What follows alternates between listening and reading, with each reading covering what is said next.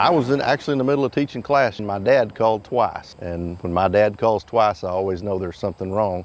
And he called and said that he had just pulled up to eat lunch and go to the sale. He's running a little bit late and smoke was coming out of the front of the building. Our first thought was, I hope everybody got out okay, which they did, which was great. The second thought was, where are we going to go from here? Because that's our local barn that we've utilized in this area for generations. That barn was a little smaller, so you didn't have shrink in those cattle. They didn't sit there as long. Some of them other barns are a little bit bigger. So they sit there and you had some shrink, which at the end of the day is money out of your pocket. You know, our options now are we're looking at either having to go to Clinton or Searcy. Those are our two closest markets in this area. The further we have to haul them, the more weight they lose. That's the bottom line, is weight loss. It can be significant. I mean, it can be as much as 30 to 40, 50 pounds on some of those calves, because especially this time of year in the heat. I mean, the more you stress them, the more the strength they're gonna have. An easy 50 pounds loss on weight hauling.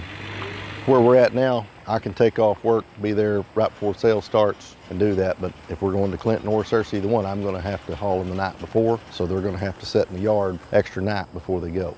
Our 50 pounds, and they're bringing right at $1 or $2.20 a pound right at the moment. So the math on that's going to be $125 per head.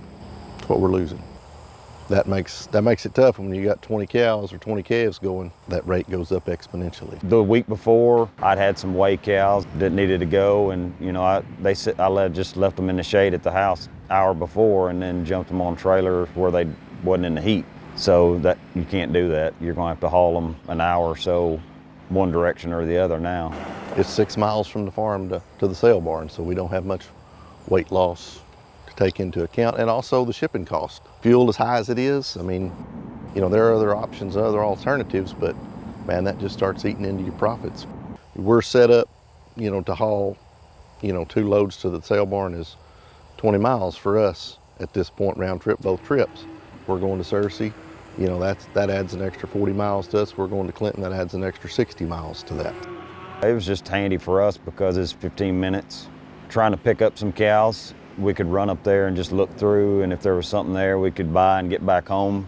This time of year, the supplies are kind of low just because of the heat. It just saved a trip with gas prices and everything. We could get up there and look, and if there was something, fine. If not, we wouldn't have a lot of money go out 2 or 3 hours of driving. That barn had just changed owners here recently, and they had done such a wonderful job with the transition. Got a lot of new buyers coming to our area. Everyone was super excited about that. They just opened the cattlemen restaurant back up on a regular basis, and there was a lot of people in Heber that was looking forward to eating out there at the sale barn. Really great food to eat. And so, I mean, it's just a blow to our economy here in this area. Businesses are hard these days, and it was really nice to see that going on.